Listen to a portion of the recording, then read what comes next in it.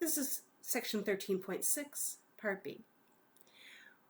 We are now looking at some examples of finding center of mass, and we'll start with the center of mass of this triangular plate in the first quadrant, so just two-dimensional, bounded by the axes and the line x plus y equals 4, given this density function in units of grams per square centimeter.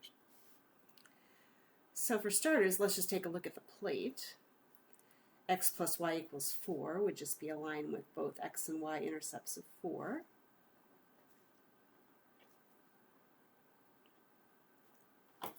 So there's my region R, or my triangular plate.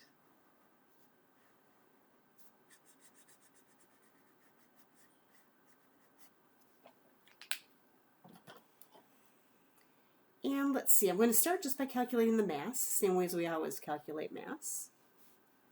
It's the double integral of the density function, 1 plus x plus y. And there's no real reason here not to use rectangular coordinates, so I'll stick with them. In fact, they're probably the best bet. So if I use vertical rectangles to set up my limits of integration, that means I'll be doing it in the order of dy dx. This line is y equals 4 minus x. And so going from bottom to top, I go from y equals 0 to y equals 4 minus x, and then from 0 to 4 on the x-axis.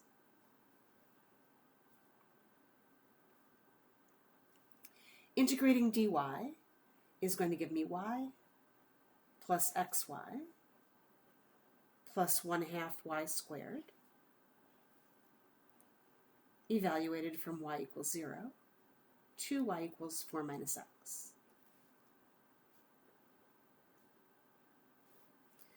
Plugging in the y equals 4 minus x,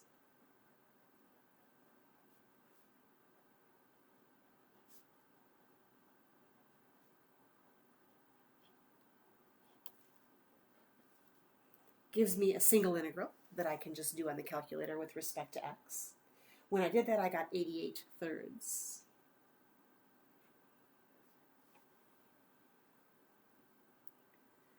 All right, the next thing I want to talk about is the center of mass.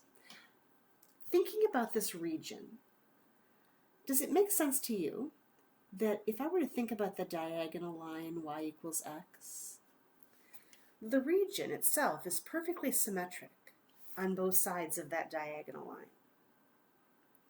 Additionally, the density function is symmetric in terms of x and y. Neither one counts more than the other.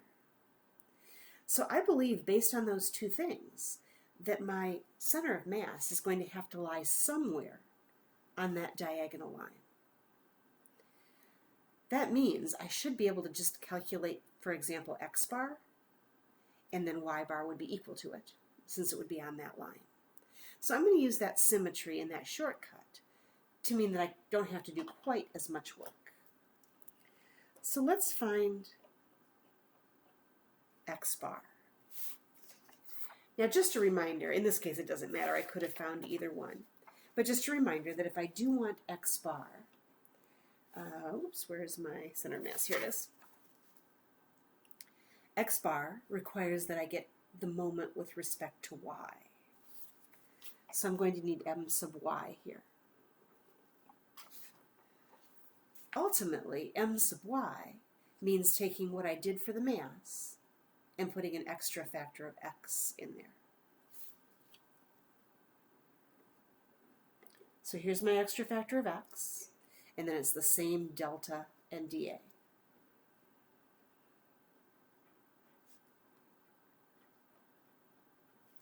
Because I haven't changed my region, it's also the same limits of integration. So we've actually seen both of the shortcuts that I mentioned to you before. I've used symmetry to say, hey, I really only have to find x bar. In this case, y bar will be the same. And then I've also used the fact that the limits of integration don't change when I do a new integral. All right, let's see. This is really x plus x squared plus xy. So when I integrate it with respect to y, I'll get xy plus x squared y plus 1/2 xy squared.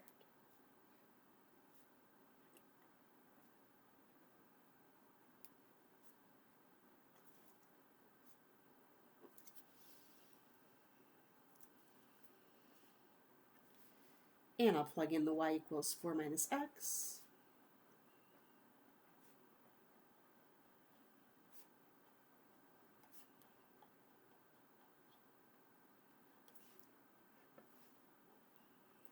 And I think I may have forgotten to mention up here, but I'm not really ignoring that y equals 0. I'm just kind of seeing through it and saying, yeah, if y is 0, clearly all those terms would become 0. And so there's another integral that we can simply do on the calculator. And I came up with 128 over 3 on that one. And so for x bar, I just take the moment with respect to y divided by the mass, 128 over 3 divided by 88 over 3, which in simplified form gave me 16/11ths, or about 1.45.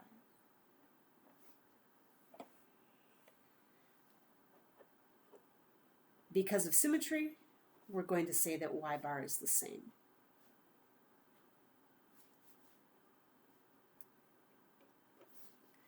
And so my center of mass is 16/11ths, 16/11ths.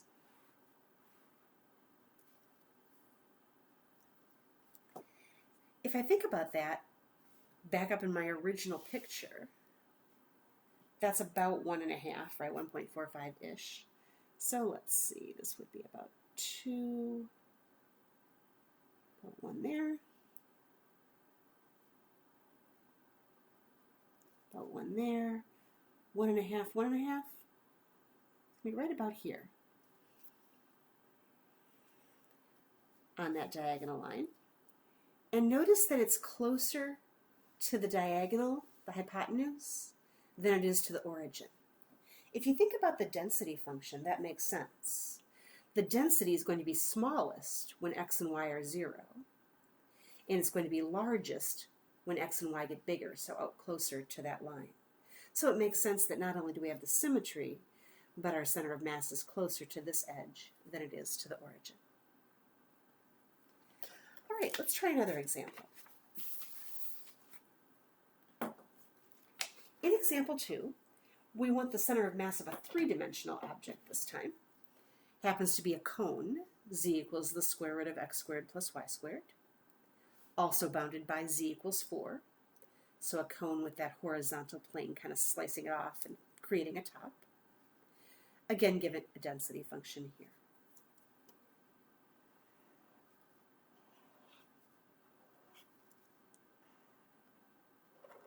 So here's my cone.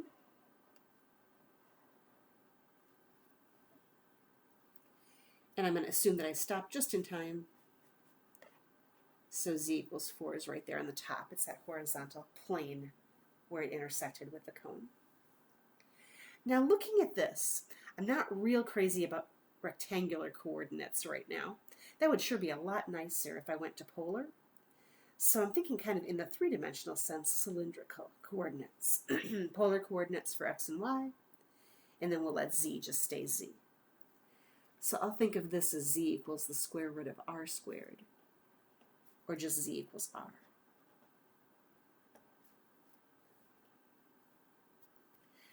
In terms of the intersection, so the region projected down, really just this circle, right, projected down into the xy plane.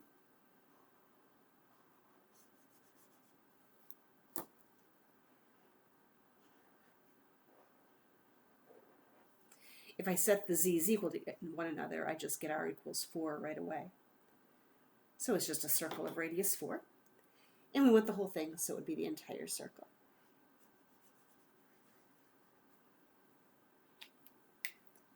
All right, before we get too deep into this problem, let's once again think a little bit about symmetry. In this case, the density function is constant, so it won't affect the symmetry at all. And clearly this cone is symmetric around the z-axis. Because of that, I believe the center of mass is going to have to be on the z-axis somewhere, closer to the top than the bottom. Since it's wider, there's more mass at the top than there is at the bottom. So my center of mass is going to have to be somewhere on this z-axis.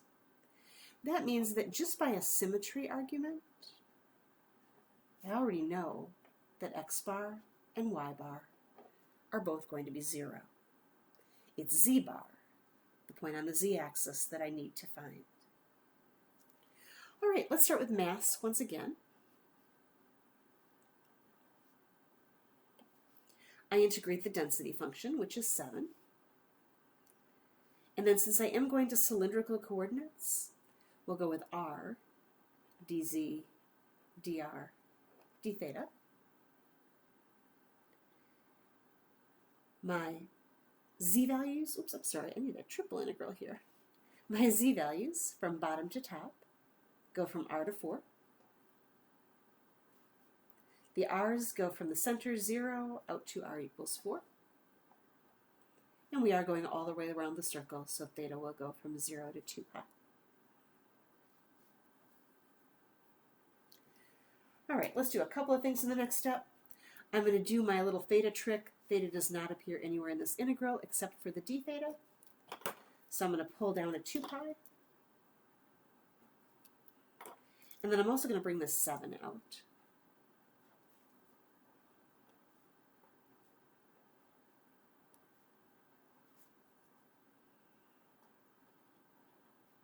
So I'm left with just this double integral now.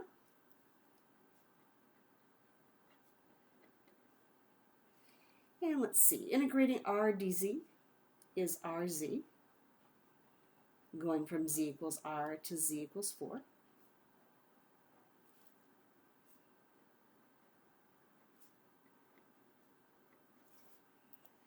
And let's see, plugging in the z equals 4 gives me 4r, minus plugging in the z equals r is going to give me r squared. And let's see here, when I did that one, I ended up with 448 pi over 3. That included the 14 pi.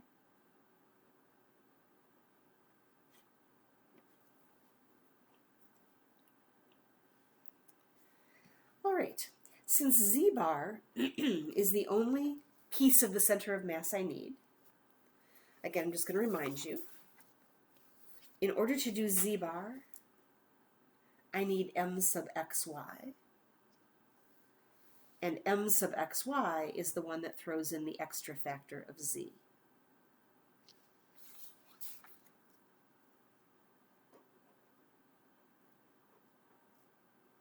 So I'm going to go back to my triple integral. And the only thing I'm going to change about the previous setup is I throw in that extra factor of z. So this will now become 7rz dz dr d theta.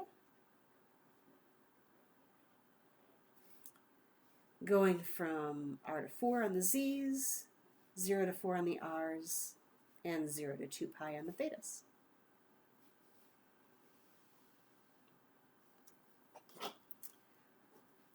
Deal with the thetas by pulling down the 2 pi and bringing the 7 out again as well.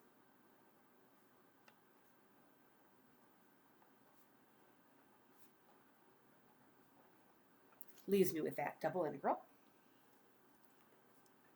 So I've got 14 pi, and then integrating rz is going to give me 1/2 rz squared from z equals r to z equals 4. And let's see here. I'm actually going to pull this 1/2 out and put the over 2 over here, so I've got a 7 pi on the outside. And putting in z equals 4, I'll have 16r, minus putting in z equals r times r squared will give me r cubed. Once again, that just becomes a calculator problem. I actually got 64 out of the integral, so when I multiplied by 7 pi, that became 448 pi. All right, I'm ready to do my z-bar. If I take the m sub xy that we just calculated and divide by the mass,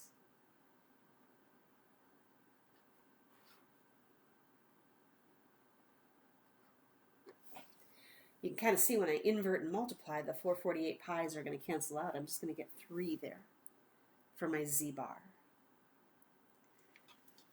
Since we already said by symmetry x bar and y bar are 0, that means my center of mass is just going to be 0, 0, 3.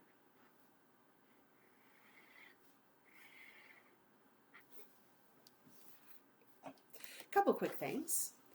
Back up in the picture, roughly if this is 4, 2, z equals 3 would be about here. There's our center of mass. And notice, as predicted, it is quite a bit closer to the top than the bottom. Makes sense, since the mass is there's more mass at the top because it's much wider. The other thing I'm going to mention, you may have noticed this as we were working, a lot of stuff happens, like for example that multiplier of 7 that was in both of these calculations, that eventually divides out in the end. Because of that, if you start seeing some arithmetic shortcuts, you're welcome to take them. I'm going to work them fully out in the videos. I don't want to lose anybody. But if you're noticing some of those shortcuts, they definitely do exist. In fact, specifically, when the density is a constant, because of a lot of those shortcuts and cancellation of the constants that can eventually happen, we even give the center of mass another name. We sometimes call it the centroid. So if you are asked to find the centroid of an object, all that means is the center of mass with constant density.